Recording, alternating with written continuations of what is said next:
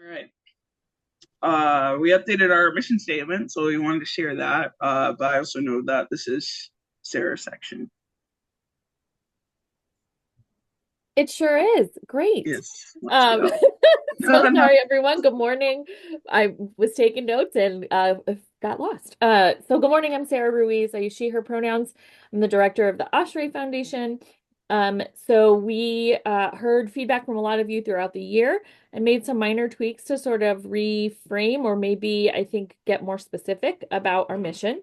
So we know that photo identification is essential to building the lives that people envision for themselves and ourselves and our community. We know that many Missourians also face barriers to getting government issued photo IDs, and those barriers prevent people from accessing basic resources, meeting their immediate needs, and exercising fundamental rights. So, the Missouri State ID Access Coalition is committed to removing barriers, ensuring that all Missourians can access accurate state issued photo identification in order to lead healthy and fulfilling lives. Go to the next slide, please. So, we have 5 goals that you are all probably well versed in at this point because we've had them now for a year, which is exciting. So, the 5 goals kind of shape and guide the work that we do. Goal 1 is reducing or eliminating the cost of government issued identification. Um, we are also pursuing reforms to ensure equitable access to Department of Motor Vehicle office services. So I know some of you think of that as the homebound ID kind of work, but also some of the conversations we've had about expanding the number of license offices, looking at ADA compliance in some spaces, things like that. So pretty broad. Goal 3 is expanding access to government issued ID through non-governmental organizations. So that largely has to do with our subgrant work and ensuring that more folks across the state have what they need in order to help the communities they serve get IDs. Um, that also includes all of the resources we've compiled and made available on our website without gatekeeping to anyone who wants to access them and use them. And hopefully that builds power across the community to access what we need, while we also cultivate relationships and build power for state and local legislative change. So we know that we have to make the system work for as many people as we can right now, but we're also not content with that system. So how do we work to change it? And then the fifth piece, sort of integrated in how we do all of this, is increasing awareness through education and outreach. We learned earlier this year that 26 million American adults don't have a valid photo ID, and yet this remains a hidden crisis, not only in Missouri, but nationwide. So it is a fundamental part of our work to make sure people know that this is happening. We can move to the next slide because we have recently updated and decided on our values, which is so exciting. The steering committee did a lot of work on that. You all were really involved and gave some really great feedback. So we are the values that we have selected guide and shape and inform and infiltrate in all of the aspects of how our coalition exists. So that is access, collaboration, dignity, equity, and inclusion. So we spent some time in committee sort of tweaking some language and coming up with the language that you see here. So we'll make sure that that gets shared. It'll be on the website as well, but I'm feeling pretty excited and feeling like this captures what we heard from you all throughout the year of how you expect our coalition to exist. Perfect. Thank you, Sarah. Yeah. All right. So going into 2024, what are some wins that we have done as a coalition? Before we share some of our thoughts, we want to hear from you. And this is where kind of the wonkiness is going to happen. So I'm gonna go ahead and stop sharing my screen, and then I will share again. But Sarah, can you pop in that Minty link that's on the notes if you see it? Or I can also do it if there we go. So here's Minty. I'm pretty sure I got it. I think I maybe Okay, did the wrong one first, but I got the second one the second time. So if the first one didn't work, my bad. But all now right, you have the rest of it. perfect. All right. So everyone, you guys can go to menti.com. It's menti.com, and then pop in the code. You can go on your phone, or you can use another tab on your laptop or computer. Um, and then I'm gonna go ahead and present my screen again.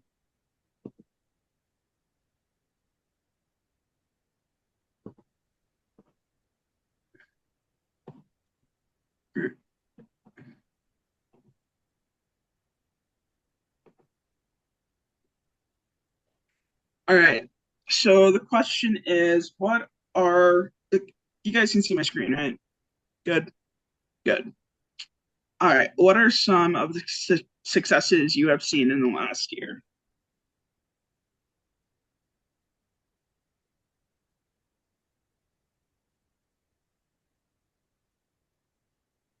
I don't know about y'all, but I love number five. It's great. It's great that I'm able to have to be working in this space as well. So it's great that we have a coalition coordinator to help coordinate our work. So so every other month, education presentations, ongoing education, um, funding across the state for direct work. So Menti has a thing in which you can kind of do a space to group the responses. So it's kind of like, it's AI. So I'm gonna go ahead and do it to see how it groups. So it may hit or it may miss, but let's go ahead and see where it's grouping everything.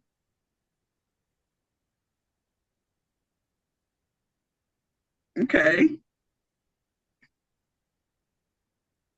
So we have the ID Access Summit, regional collaboration, funding, relationship developments, developing relationships with DOC and DOR. We also have clarifying our values and membership, getting our house in order. Yes, this year has definitely been a year of the coalition getting our house in order, which is always something that happens in coalitions. Is how are we organizing things together and being collaborative across the state, and how are we moving kind of this vehicle together? So yes, shared leadership. Yeah, so these are a lot of great ones.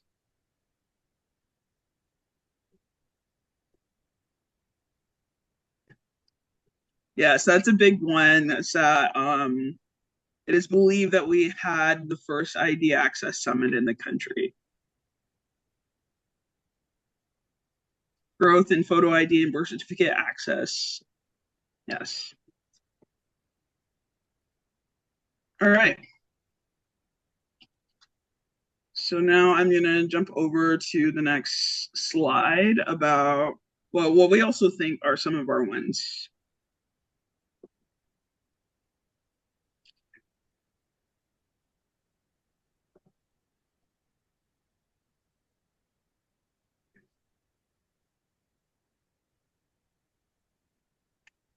All right.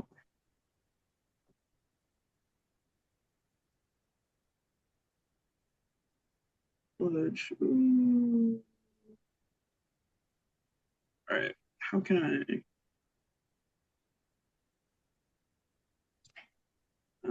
just try this? Okay. Christine.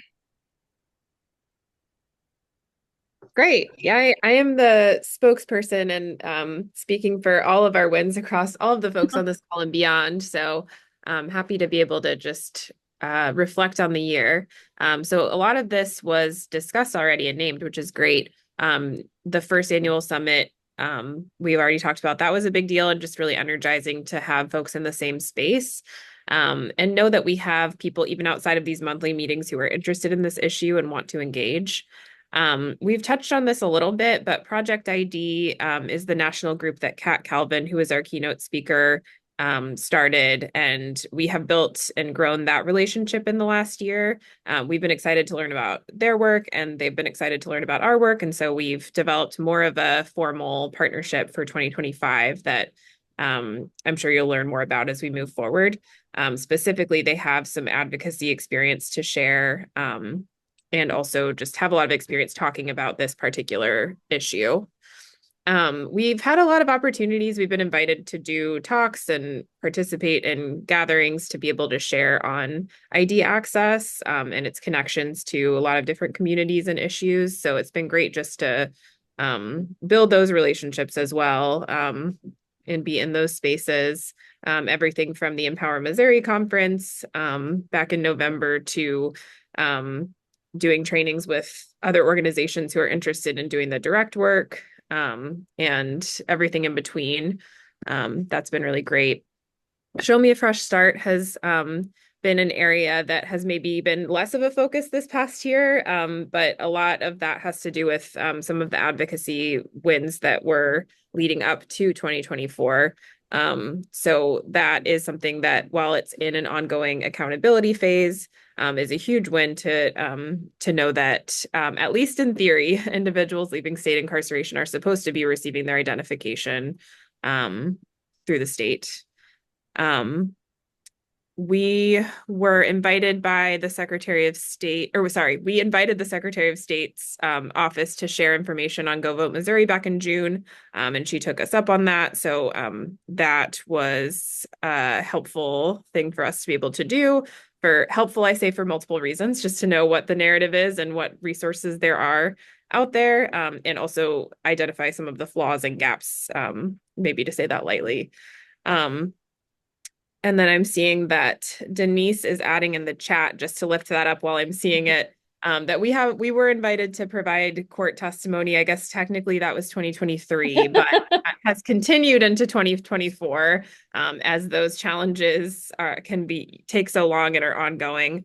But just to be able to speak from our experience of knowing that it is not, in fact, easy for everyone to get a photo ID, and so that that does very much. I'm surprised how much I get distracted by the chats. I just want to keep reading what people are saying. So anyway, that was great to be able to provide that testimony as well. The Homebound ID panel, I think this is one example of what was raised in the Mentimeter exercise, of just those educational opportunities every other month, in addition to the panel on quote unquote homebound ID. We also had a speaker on municipal ID earlier this year, which has become very relevant in St. Louis City, and a number of other educational opportunities, including the Secretary of State presentation as well. The steering committee has done some good work, a little bit behind the scenes, to work on some of the stuff that many of us, myself included, would rather not think about, but actually it's been a good and fruitful exercise to dig into some of these underlying structural pieces that are actually really key to what we do and can sound a little intimidating to dig into. And so we had our first retreat right before the summit, and started to develop some of the things that are really being finalized or have been finalized now. So that's just, we're just really grateful for the energy that people put into that. And then this was mentioned in the Mentimeter as well, but being able to have funding to be able to support the work that you all are doing, that's something we'll be able to do again in 2025, which is a good kind of segue to the next session. There is an 11 a.m. Educational session on the new subgrant cycle, and if you can't make it, it will be recorded. So more to come on that. And this is just the outline. There's plenty of stuff that wasn't named, but and I know there's a lot happening outside of this coalition too, but this is just the overall big picture stuff that we wanted to highlight. Thank you. This moves us into our end of year progress update. So you all remember this this meter About 6 months ago, we did a mid-year update, so we're circling back around to see um, where we are on our goals, as well as like giving opportunities for committees to provide updates, and what that will probably look like in 2025. But this slide, I believe, is yeah, it goes. I guess we're kicking it back off to Christine, Vincent, Felicia, and Jessica to share legislative and government relations update.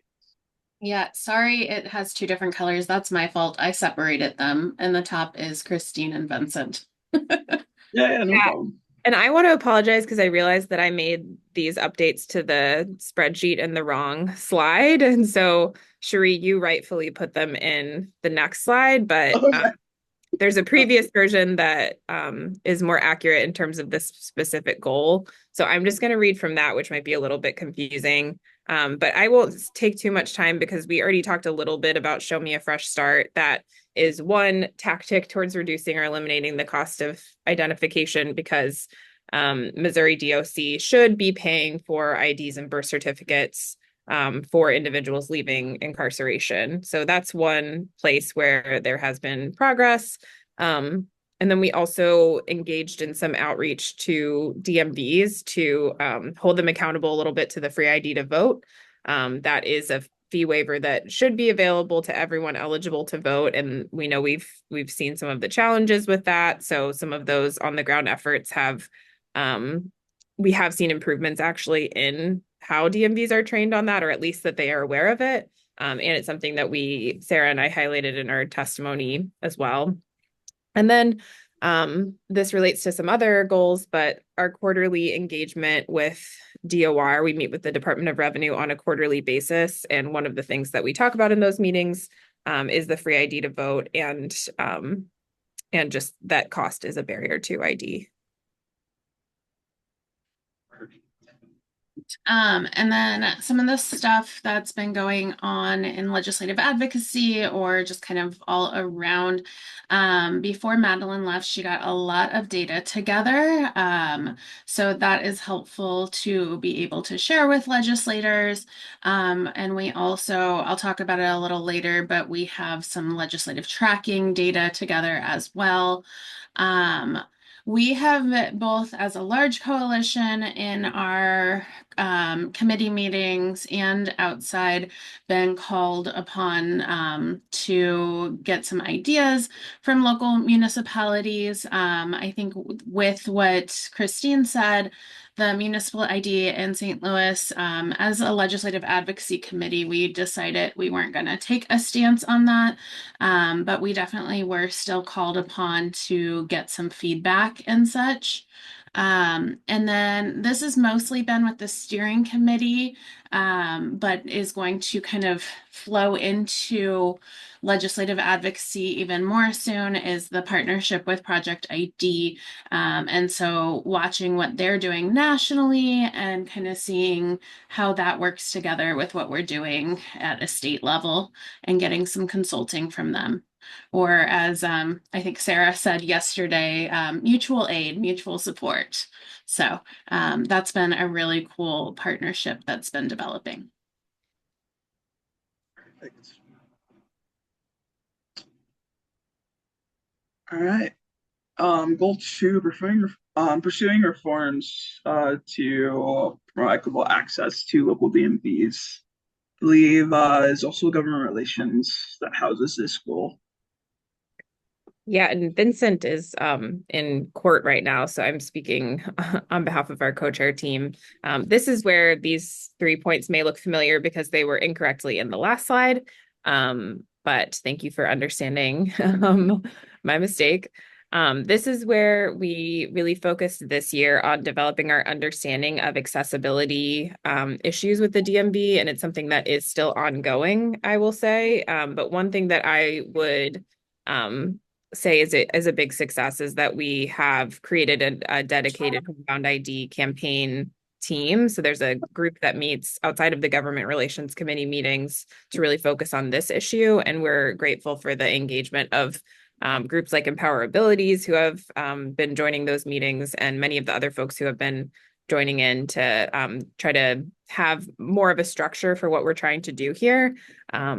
Vincent really headed up some initial outreach over the summer to organizations who may support this campaign in the future. We have some kind of initial contacts so that when we gain our own clarity on what it is exactly we're trying to do, we have folks that we can call upon for that purpose. And then I mentioned the quarterly meetings. This is a space where we're hoping and planning to make some progress in this area as well. And just to kind of overall summarize what we're trying to focus on here is the fact that the only way to apply for a state ID right now in Missouri is to go in person to the office. And so we know that leaves a lot of people out. And part of what we'll be doing in the next year is clarifying like exactly what our issue focus is, how specific or broad in this accessibility kind of world we're going to be. And I would say that's an area where if you're interested or have experience in this area, we would welcome new members of that committee as well. And I'm up for goal 3. So I think this has been exciting this was the first time that we had significant amount of funding. So we redistributed $50,000 of sub-grant funding for ID access work across the state. So that was way more than what we had ever done in the past. And we've received such great feedback about how needed and necessary that is. So shameless plug to stay on Zoom, but on a different link after this meeting so that we can talk about the 2025 subgrants. But we work to strengthen that statewide network of programs and implemented as well a program guest survey at several programs. And that's been really critical in producing data that otherwise doesn't exist for Missouri and trying to identify what are the barriers of people who are coming to get support getting IDs, like what are the specifics there? What does not having an ID prevent them from doing, right? It's all the things that we know, but when you can put it in the numbers and put it into pretty graphics and nice things that help people who actually don't care, then that is really critical to how we can make change. And then I think we've done a lot to continue exploring what ID access models are. Even with the subgrantees, not everyone is doing it the same way, which is really cool. And we get opportunities to learn back and forth. I think speaking from a St. Louis perspective, I feel like Christine and I, every time that our programs meet or look at things, I'm like, oh, you're doing it that way. Let me improve this way. And then she's like, oh my God, you're doing it that way. Let me make it this way. And so that kind of shared ongoing growth and development happening at a statewide level is really inspiring, I think, part of the work that we're doing. And then I think we continue to develop the services and tools and put everything available so that folks have access to it on the website. We've done a handful of trainings, as Christine mentioned, in the education awareness, but also part of that is making sure that we're giving people what they need so that no one has to start from nothing. Perfect. Sarah, I'm so sorry. Yeah. Do you mind speaking on this as well? Okay, so perfect. we compiled some of the data here. So some of the 2024, thanks, Rachel. Some of the 2024 subgrantees, thank you, are sharing data regularly, almost monthly. So we have 13 programs funded in 2024, plus the College Church program and Oshray's program in St. Louis. So those programs share data. So what you're looking at here is the green bars are data from 2023 compared to 2024. So we had 14 organizations regularly reporting data. We assisted almost 6,000 people in 2024, and I know that doesn't include data. Some organizations didn't report for November yet, so we still have 2 more months of data that are likely going to get added here. We provided covered costs for over 4,300 birth certificates, over 4,000 Missouri IDs. And I think looking at our use of Form 5862, which is the form to prove residency. So this is most commonly used for people who are experiencing housing instability or insecurity. And so looking at our ability to teach people that this form exists and to make sure that people who are working in those communities know how to make it work for the people they serve. I think that's really cool.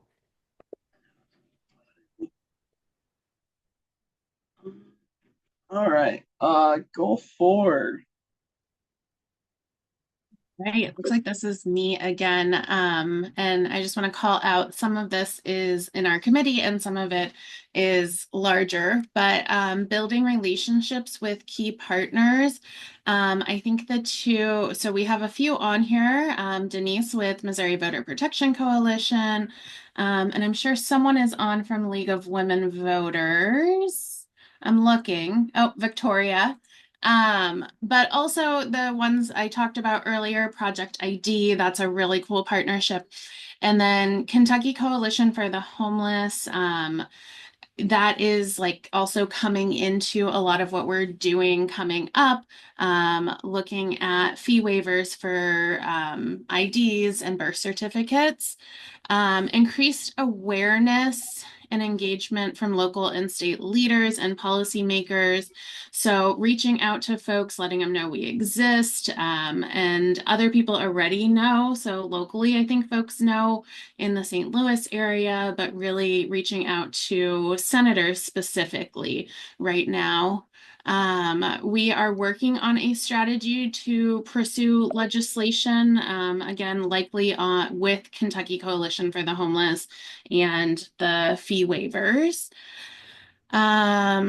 Equipping members to engage in local legislative change. So that is both within our own committee. We're working on that. We've done a survey to try to get folks to know like who it lives where and who could meet with folks. If you haven't filled that out, it's been in a lot of newsletters. We've actually only gotten a few responses, so please do. And then JMO and I also did a training at the summit on how to engage with legislative change. We had a practicum student that did a lot of background research on the Senate for us and was able to kind of detail different things in an Excel sheet and create profiles. Also, if anybody is going to Jefferson City and wants Senate profiles and some House profiles, reach out.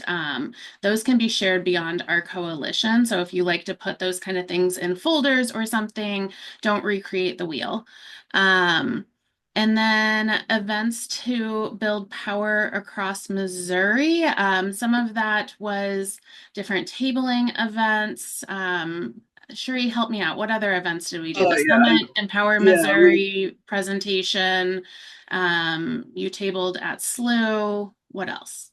Yes, tabling at conferences. We presented at conferences. And just different ongoing like partnership events that we just been at. So I think that was pulled from a previous slide with that 20 plus. I think that's factored into that. Okay. I was like, some of this is steering committee, but yeah. Yes. Yeah. All right. And then goal 5 is courses increasing awareness through education and outreach. So we have been, again, continuing to build and invest in partnerships with local universities to help with our surveys. Of course, there is very little data around ID access in Missouri, and we want to make sure that we are collecting that so we have a larger understanding of the issue and ways that we can make the most sustainable impact in changing things, changing the ID landscape here in Missouri. So we want to make sure that we're asking the right questions and doing it in a way that doesn't hurt or harm the communities that we are working with. So we're partnering, of course, with those local universities to help with our survey and data collection. We, of course, are always trying to create opportunities in ways that we are opening up the conversation to our coalition attendees, our coalition members, you all, so that one of those ways is having an annual coalition survey. So we sent that out earlier this year, and we're going to be sending it out again in January 2025 to get everyone's feedback and ways that we can improve as a coalition, but also improve the work that we're doing. We had our first statewide summit. At that summit, we learned different things. We learned a lot around the intersections of ID access. So we've kind of got a federal landscape of what ID access looks like here in the US from Project ID. Denise was able to come in to give us the how it impacts voting in Missouri and as well as across the country.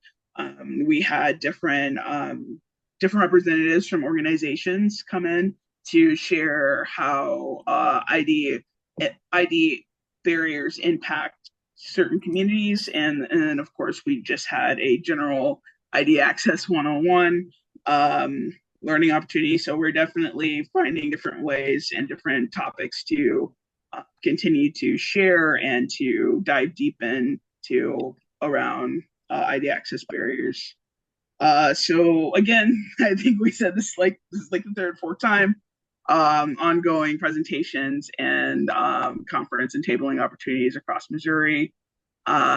We have ongoing relationships, and then of course being really recognized. And this is a really big win for us. Is that it's just recognized as really the only group of folks. We all are a group of folks that are really diving into what the ID landscape looks like in Missouri. So different people have reached out to us, from libraries to nonprofits to for-profit organizations, to learn more and see how they can anchor ID I keep saying ID access, but access to identification in either their organizations or in their communities, and really kind of reaching out to us to see what that can look like and for assistance and advice and expertise. All right, so what is next in 2025? We have, of course, our subgrants that we're rolling out. We're gonna be having an info section here at 11 o'clock. Our survey that's also going to be rolled out. We developed a coalition membership opportunity. So we want to give everyone structure, give our coalition structure, but we also want to make sure that we are amplifying our coalition members, amplifying their work, making sure that we are aligned in our work, and we're kind of being able to be of a benefit to the folks that are coming every month and contributing, and finding ways to kind of build this coalition and this work together. So we are rolling out a membership agreement, and you can either sign up as an individual member or an organization member.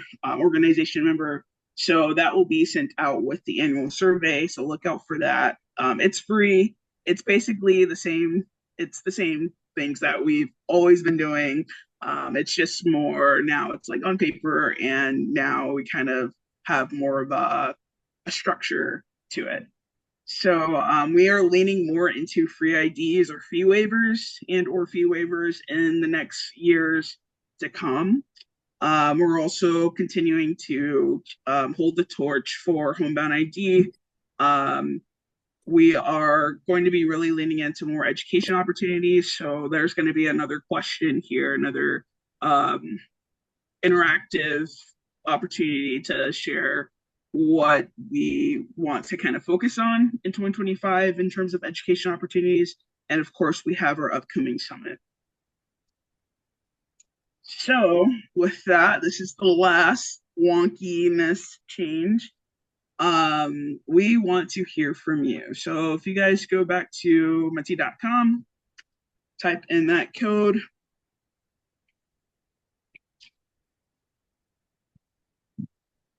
Let me go ahead and share my screen.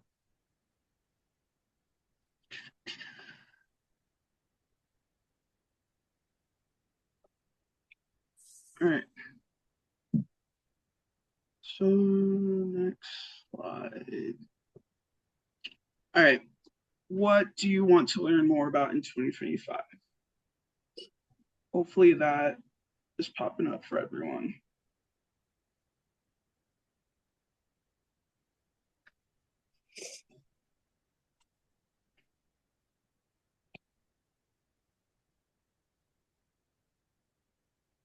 Love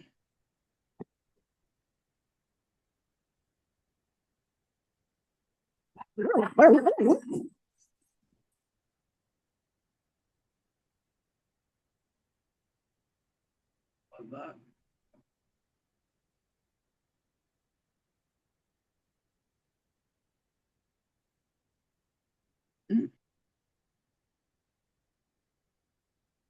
Display ID.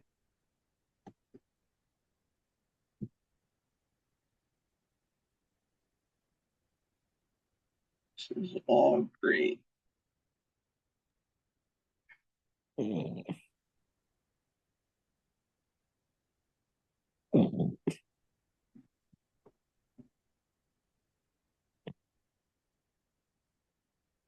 right, so far we have how our partnership with Project ID can move our work forward. We've got free ID, fee waivers, accessibility issues for IDs and how other states have overcome them. That's a good one. I mean, all these are great. What can we get done in the executive branch versus the legislature? Municipal IDs, future of the Show Me Fresh Start program, ID access opportunities for non-citizens. I think that has been a big question that we have got. Folks have reached out. Oh, looks like folks can only put in one answer. Oh, uh-oh. So it looks like folks can only put in one answer on this slide. For some reason, I guess I accidentally changed the settings. So if you all have other ideas, go ahead and put them in the chat, or you can share them.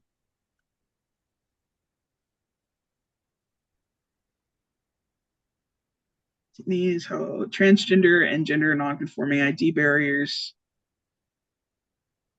How we can best work with DOR to overcome barriers.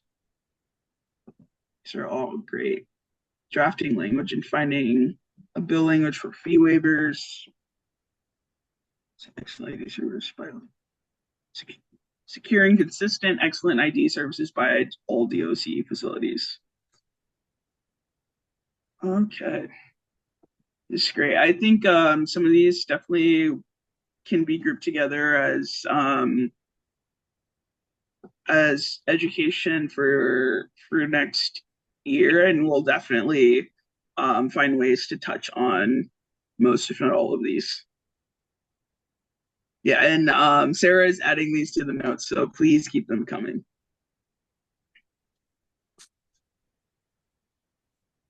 All right, in the interest of time, go ahead and move on. All right, so we've just got the final slide.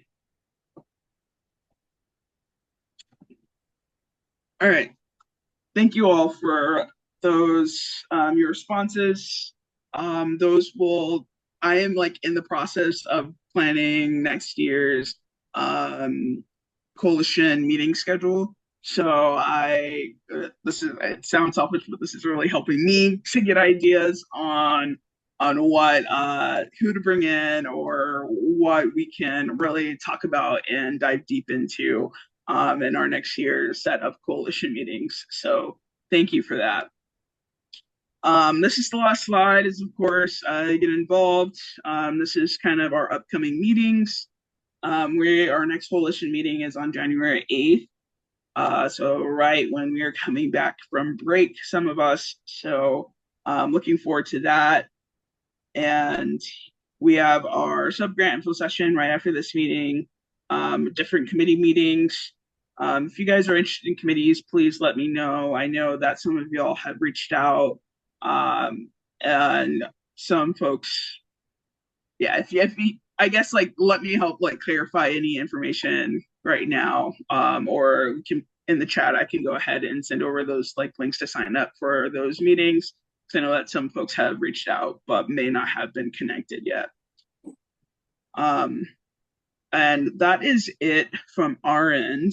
I'd like to open up the floor for anyone else to share any successes, interview successes, or any things that is happening in your work or world that you want to uplift.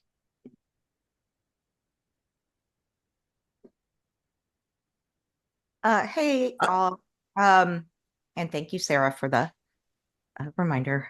Sarah asked me to announce that Voting Rights Lobby Day will be on January 28th in the Capitol Rotunda. And we may also have some further information by then on the appeal of the photo ID requirement for voting. We're appealing that to the Missouri Supreme Court. I see John Schmid from the ACLU is on as well. So we may have some further information about that appeal, but please rest assured that the testimony that Christine and Sarah provided in that case, while the trial court dismissed the barriers that people face in obtaining IDs as being minimal, we've got a really solid record now because of testimony from this coalition of that those barriers are quite real.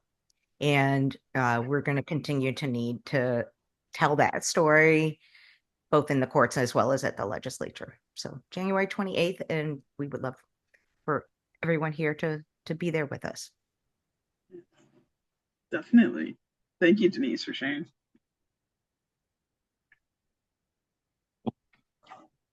All right. Anyone else? Any announcements or upcoming opportunities to plug in?